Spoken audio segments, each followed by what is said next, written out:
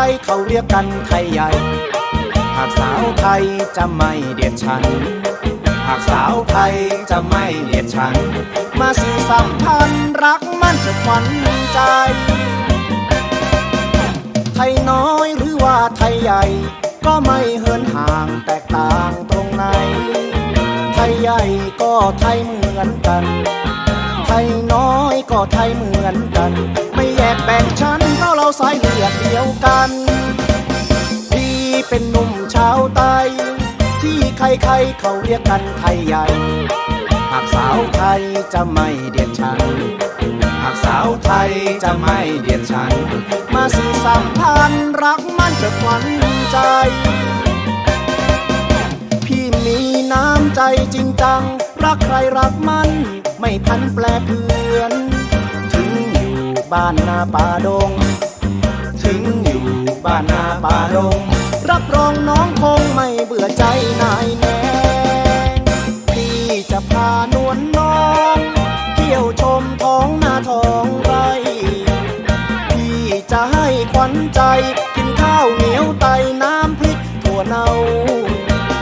มาแลน้องคนเรามาอยู่จอมเฮานางหวยนางเถินพี่อยู่บ้านไม่หมอกจามพี่อยู่บ้านไม่หมอกจามรู้ไหมคนงามมันสุขหัวใจสำราญมีแม่น้ำกกยาวไหลผ่านมีแม่น้ำกกยาวไหลผ่านร่มรื่นชื่นบ้านน้องนางคงจะถูกใจมีต้นไม้เรียงรายในป่าดงไพร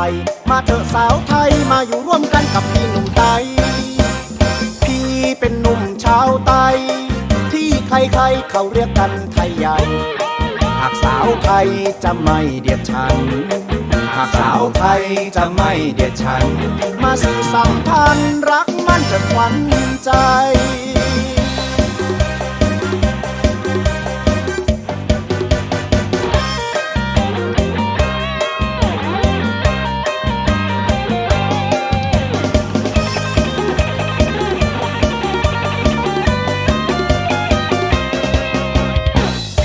จะพานวลน้อง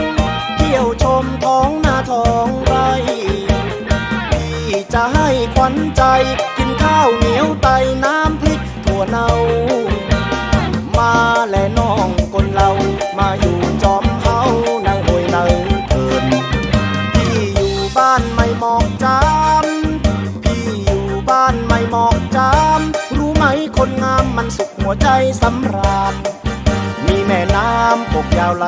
ผ่านมีแม่น้ำกกยาวไหลผ่านร่มรื่นชื่นบ้านน้องนางคงจะถูกใจมีต้นไม้